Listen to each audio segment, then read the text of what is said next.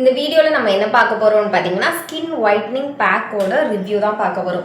Skin whitening back அப்படின்றது வந்து இது ஃபுல் அண்ட் ஃபுல் என்னோட ஓன் ப்ராடக்ட், ஹெர்பல் ப்ராடக்ட் தான். இதில் பார்த்தீங்க அப்படின்னா 50 கிராம் பேக் இருக்குது அண்ட் 100 கிராம் பேக் இருக்குது. இது வந்து ஒரு கெமிக்கல் கூட இருக்காது. எப்போவுமே ஃபஸ்ட்டு ஹெர்பல்னால் என்னன்னு நல்லா புரிஞ்சுக்கோங்க. ஹெர்பல் அப்படின்றது வந்து எந்த ஒரு கெமிக்கலும் இல்லாமல் மேட் பண்ணுற ப்ராடக்ட்டு. இது ஸ்கின்னுக்கு என்ன எஃபெக்ட் இருக்கும் அப்படின்னு கேட்டிங்கன்னா, உங்கள் ஸ்கின் வந்து கண்டிப்பாக வந்து க்ளோவாக இருக்கும்.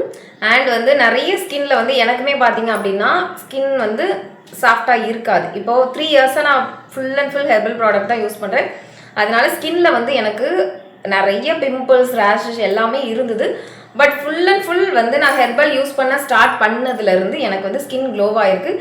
பிம்பிள் மார்க்ஸ்லாம் பார்த்தீங்கன்னா நிறையவே இருக்கும், நிறைய வந்து ஹோல்ஸ் இருக்கும், எல்லாமே இப்போ வந்து கிளியர் ஆகிருக்கு. பட் நான் சின்ன வயசுலேருந்தே ஃபுல்லாக கெமிக்கல் யூஸ் பண்ணாமல் இருந்திருந்தேன் அப்படின்னா கண்டிப்பாக ஸ்கின்ல வந்து நல்ல ஒரு க்ளோனஸ் இந்த டைமில் இருந்திருக்கும். பட் நான் வந்து ஆனால் நிறைய யூஸ் பண்ணல. இந்த காஸ்மெட்டிக் மேக்கிங் கோர்ஸ் முடிச்சதுக்கப்புறம் தான் ஃபுல் அண்ட் ஃபுல் பார்த்தீங்க அப்படின்னா கெமிக்கல் வந்து கம்மி பண்ணிட்டேன். கெமிக்கல் யூஸ் பண்ணாமல் யாராலையும் இருக்க முடியாது. ஏன் அப்படின்னா நம்ம வெளியே போகிறோம் அப்படின்னா ஒரு க்ரீம் போடாமல் இப்போதைக்கு போக முடியல, அந்த மாதிரி நிறைய இருக்கு இல்லையா?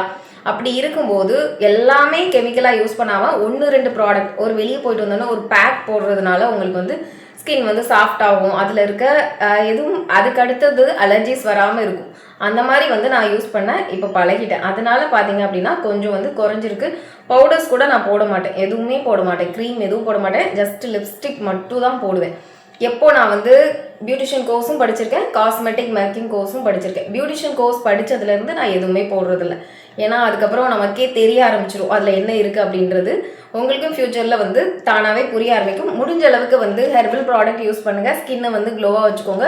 ஸ்கின் வந்து உங்களுக்கு சாஃப்டாக இருக்க உங்களுக்கு வந்து ஏஜ் ஆகும்போது உங்களோட ஸ்கின்ல நல்ல க்ளோ இருக்கும். ஏஜ் வந்து உங்கள் ஏஜிங்கை வந்து நீங்கள் கண்ட்ரோல் பண்ணலாம். நீங்கள் நைட் க்ரீமோ எது போட்டாலும் அது வந்து உங்களுக்கு இருக்காது. 30 இயர்ஸ்க்கு அப்புறம் அது வந்து உங்களுக்கு தெரிய ஆரம்பிச்சிடும். 30 வயசுக்கு அப்புறம் எனக்கே பார்த்தீங்க அப்படின்னா அபவ் 30 தான் ரிசல்ட் தெரிய ஆரம்பிச்சிது. இப்போ என்னோட ஏஜ் பார்த்தீங்க அப்படின்னா 36. நான் மேக்ஸிமம் வந்து கெமிக்கல்ஸ் எல்லாத்தையுமே குறைச்சிட்டேன். சரியா? ஃபுல் அண்ட் ஃபுல் ஹெர்பல் மட்டும் தான் யூஸ் பண்ணுறேன். முடிஞ்ச அளவுக்கு ஹெர்பல் யூஸ் பண்ணுங்கள். இந்த ப்ராடக்ட் தான் யூஸ் பண்ணணும்னு நான் சொல்ல மாட்டேன்.